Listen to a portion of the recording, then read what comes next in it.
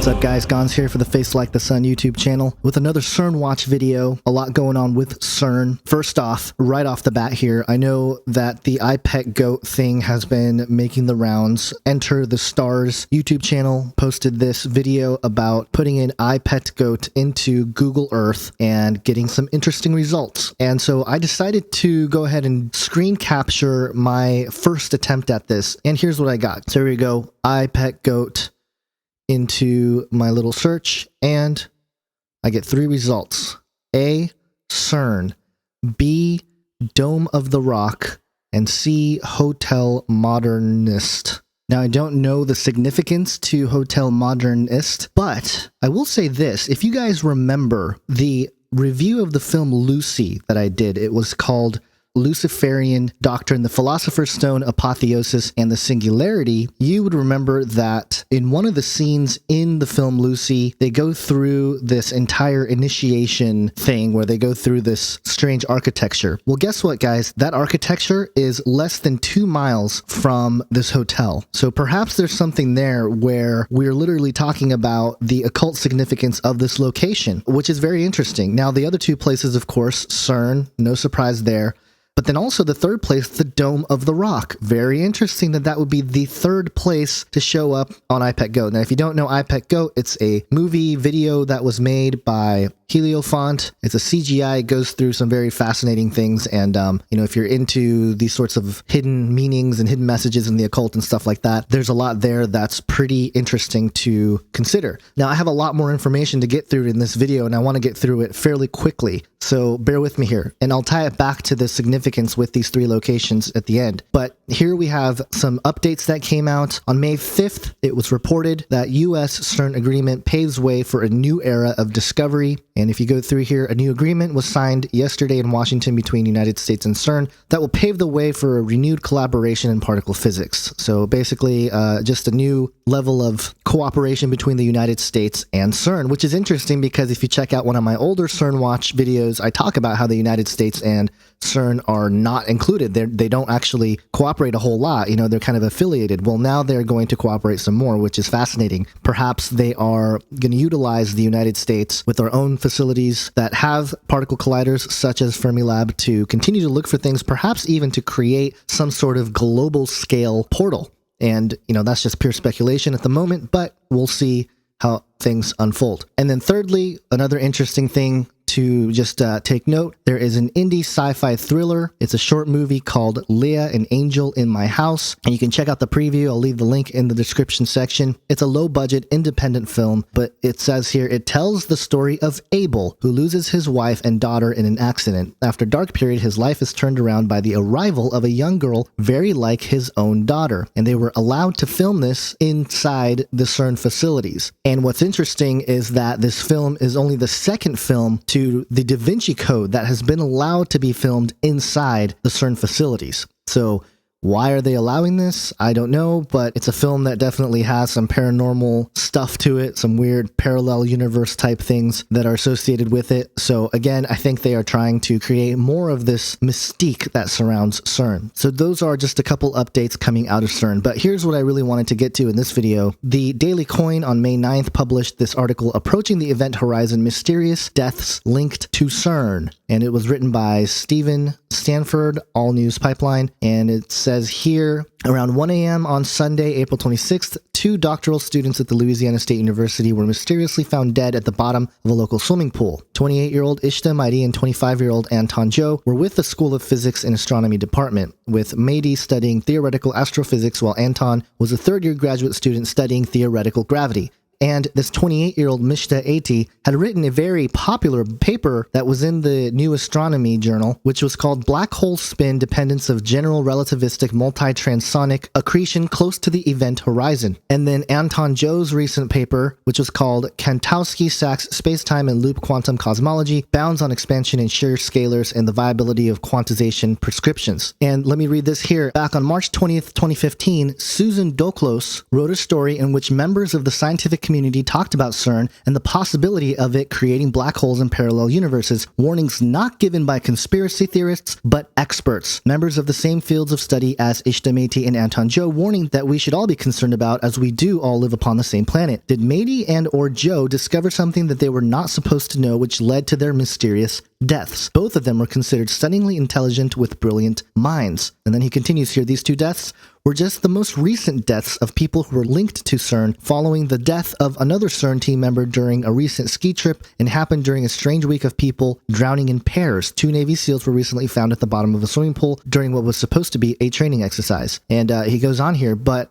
this is very bizarre that some of these young people writing papers about black holes would be found dead. Now, again, there's no concrete evidence here suggesting that there's anything nefarious going on. However, it should raise your suspicion of why people are dying associated to CERN. Now, Steve Quayle has been one of the guys documenting scientists who have been taken out because perhaps they are, close to exposing some of the occult significances of science, of modern day science. There is an occult connection there, and I've done CERN watch videos on that as well, so you should check those out. But the point here is that something weird is going on, and we should be tracking, and we should actually be praying for the protection of these people. But let me get to this other death here. This was reported on the local CH. It's a Switzerland news in English here. CERN in shock over fatal Vallis avalanche. One of 4 members of CERN's ski club swept down the mountainside. A 49-year-old Frenchman died in the Sion hospital on Monday. Interesting. Sion. CERN spokesman Arnaud Mansourlier, speaking to news agency ATS before news of man's death became known,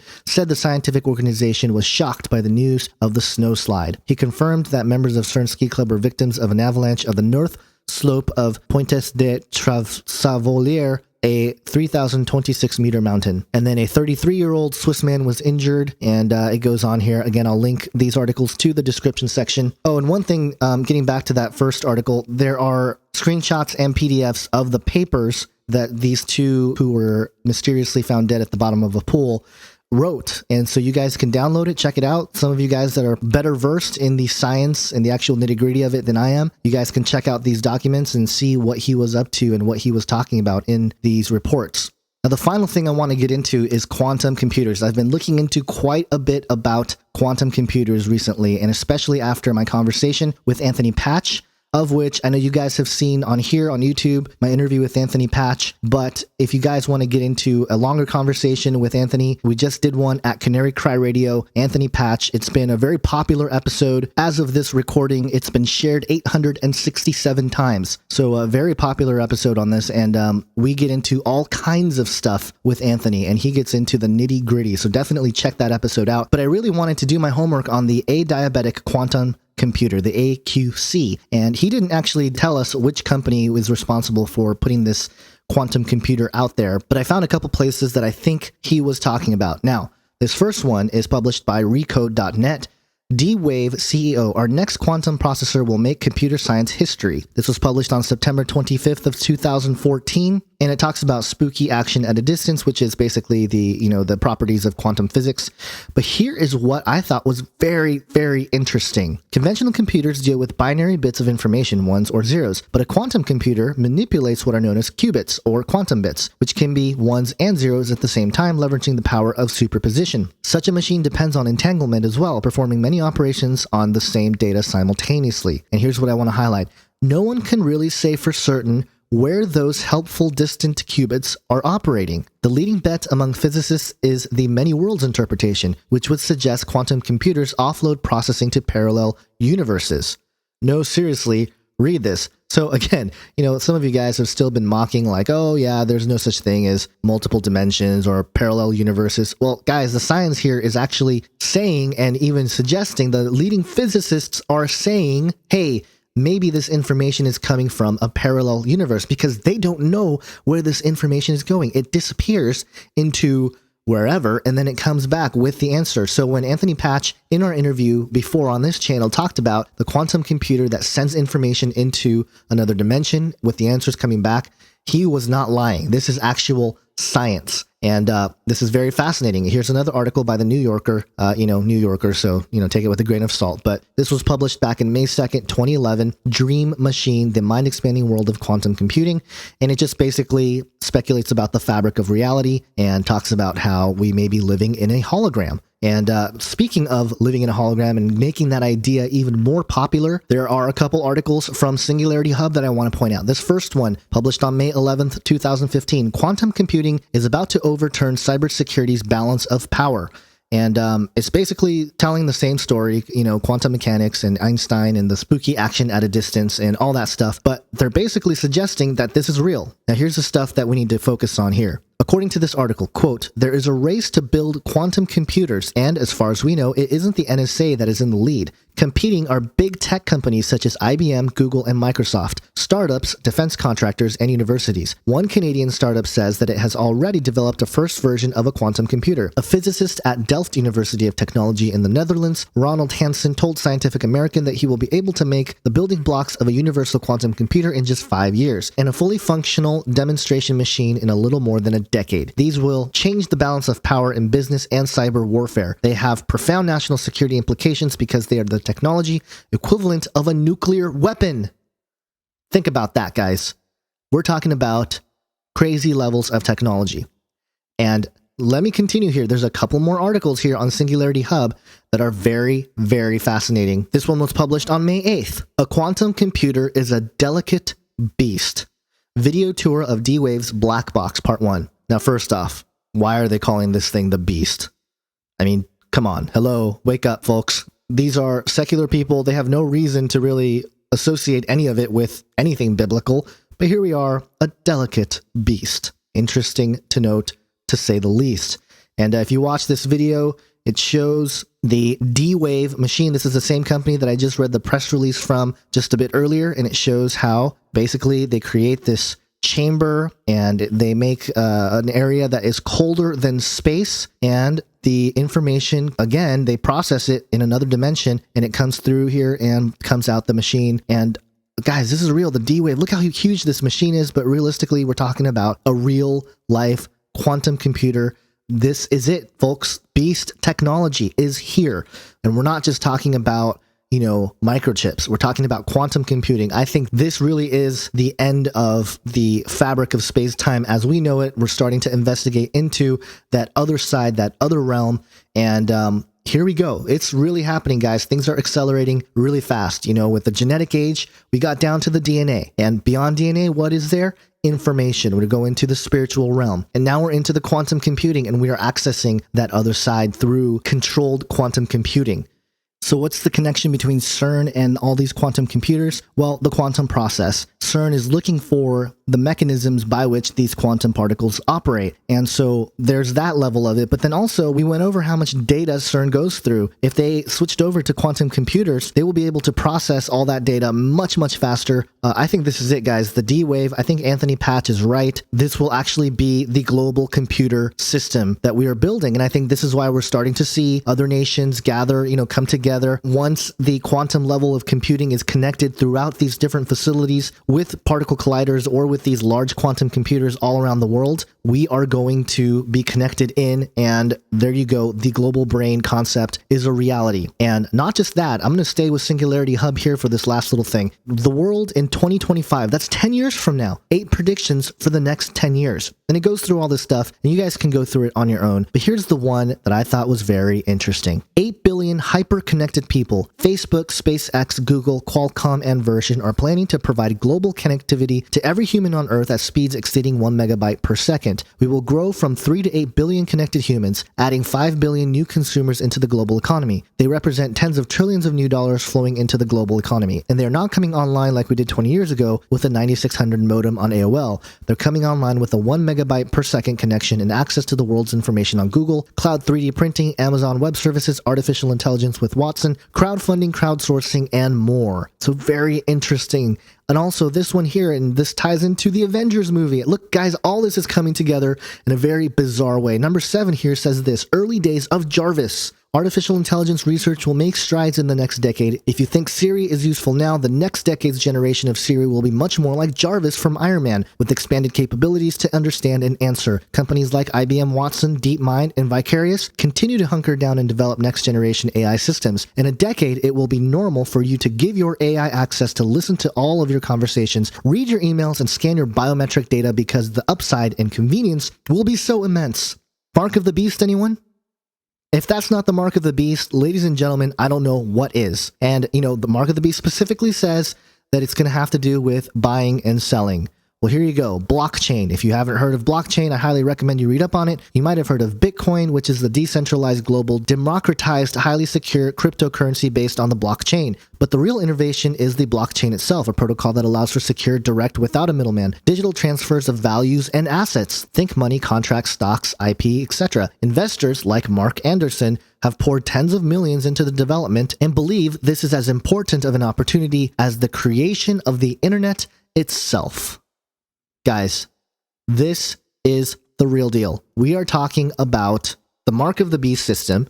We are talking about the image of the beast. I mean, I would not be surprised if we see the Antichrist hit the scene in the next 10 years. This is just way too many things happening at once in the technological field, in the science field. It's just, you can't ignore it anymore. And if we think about the Temple Mount, going right back to the IPEC goat thing, the Temple Mount being the central location where the abomination of desolation is supposed to take place. And again, I've documented this in Age of Deceit 2, Rabbi Chaim Richmond talking about the new temple they're going to build, how technology is a modern miracle and how it's going to be associated with the heavenly miracles. I mean, this is all coming together in a very, very strange and bizarre way. And let me just tell you guys, I really think that we are getting very close to the return of Jesus Christ. And I know some of you guys watching these CERN Watch videos aren't believers, and that's okay, but, just be aware, because there is an answer here, and that comes with Jesus Christ. Let me read for you Matthew 24, 21 through 27, and this is right after the abomination of desolation, which is what we're talking about, where things will happen on the Temple Mount. Here's what it says. For then there will be great tribulation, such as has not been from the beginning of the world until now, no, and never will be. And if those days had not been cut short, no human being would be saved. But for the sake of the elect, those days will be cut short. Then if anyone says to you, look, here's the Christ, or there he is, do not believe it, for false Christs and false prophets will arise and perform great signs and wonders, so as to lead astray, if possible, even the elect. See that I have told you beforehand. So if they say to you, look, he's in the wilderness, do not go out. If they say, look, he's in the inner rooms, do not believe it. For as the lightning comes from the east and shines as far as the west, so will the coming of the Son of Man be. So there you go. Things are going to happen at the Temple Mount. Very bizarre things. An abomination of desolation will be set up there.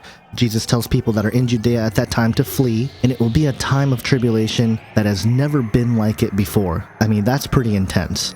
And it says that if those days had not been cut short, no human being would survive, would be saved. But for the sake of the elect, those days will be cut short. Why? Because Jesus Christ will come. But before that, there will be false Christs and false prophets. So don't believe them, because the Son of Man will come when the sun, moon, star signs happen, and everybody will know when the true Jesus Christ comes back.